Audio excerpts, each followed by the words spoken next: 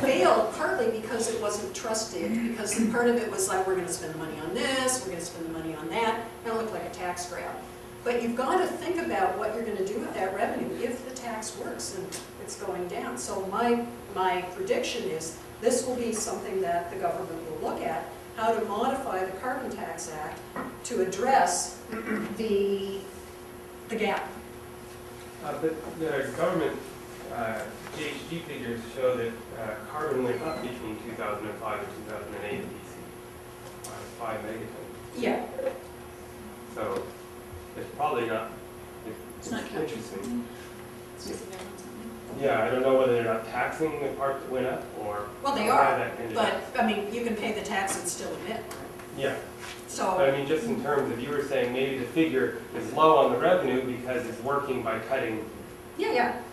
But you have to be careful with those numbers. I mean, we have to look at, it can be doing both simultaneously, because coming back to trying to sort out what's going on.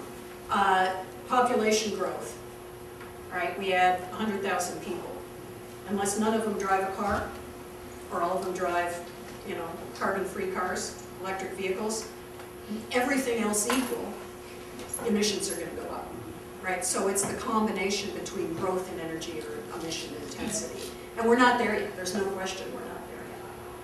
So prediction number one, something's going to have to happen here, because you know, the imbalance, unless it is changed, and we'll know more after this year when we see the new budget and the new figures as they update them to see. My guess is will be, well, it may not be, you know, the 200 million. I think there'll still be a gap just based on economic activity. So, is the tax having an impact? Don't ask me. I don't know. And you know, all we know is what I've just shown you. What we need to do is have enough data to be able to sort out the relative impacts of the tax rate versus other factors. The other factors being, as I've said, the recession, changing economic activity. What we're left with is, and I'll come to the other you know, policies that go along with it, what we're left with is anecdotal information about individual behavioral changes. And here's one that my friends at UBC like to talk about, and that is the combination of policies. So here we've got the tax cut plus the other policy that is embedded in this whole greenhouse gas strategy, which is the carbon neutral public sector. All public sector entities must be carbon neutral now. I believe by the end of this year. What does that mean? It doesn't mean the lights are going to go off or the heat is going to go off in this building. It means we have to buy offsets. Offsets are purchases of other activities within the province that reduce GHG emissions. So UBC, in their environmental office, started looking at this and they said, well, what's our tax bill plus our offset bill over the next 40 years? And, you know, how much are we going to be paying? Well, 42 million. Can we do things now that will reduce that bill? And the answer is yes. So UBC has a very aggressive agenda.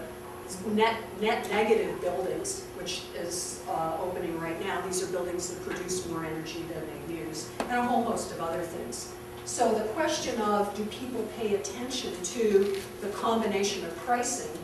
The tax is a price, and the offsets, the purchase of things that diminish carbon emissions elsewhere, that's another price.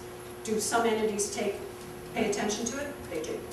And I suspect you could see this story at other entities that have a big enough tax bill. Does it change my behavior?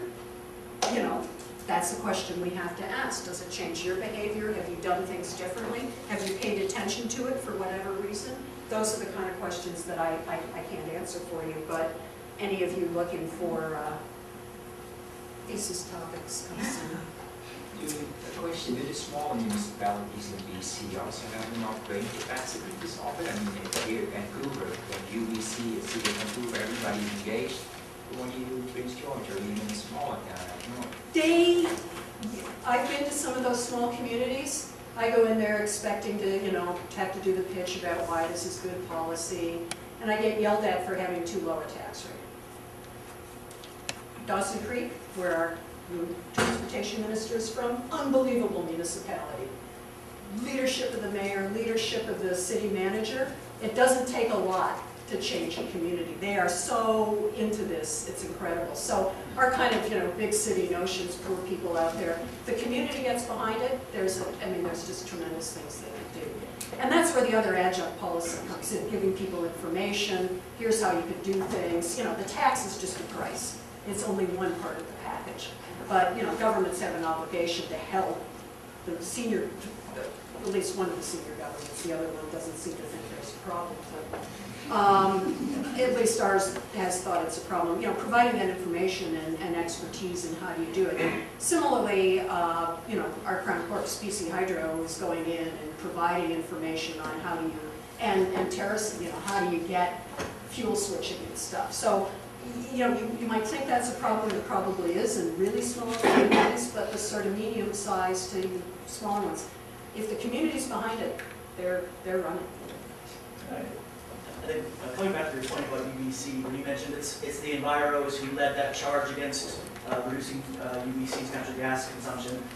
One thing with the carbon tax is it's changed who is engaged, because it wasn't the enviros, it was actually the utilities folks at UBC who actually see this on their bill, and it's they who look for different options to reduce their greenhouse gases. Those people have the money as opposed to sustainability efforts. The guys with the little pointy pencils that are doing their calculators. Yeah, it was purely a business plan. I was just going to mention around local governments, they're incredibly heterogeneous. Yeah. And there's big ones that aren't keen on the carbon tax, And small the ones ones that that are are, you got it. supporters. Yeah. And there's a very, unfortunately, primitive understanding about what offsets are all about and how they can potentially happen within their own communities. There's innovators that want high integrity offsets and those that Don't know, I have a clue what you're talking about. Give me ones in some part of it. so literacy is terribly It's important. Totally. And I think that's a very strong role for both the public and the private and the quasi-private sector to engage in. And the more literate, the greater the understanding of the opportunity. Absolutely.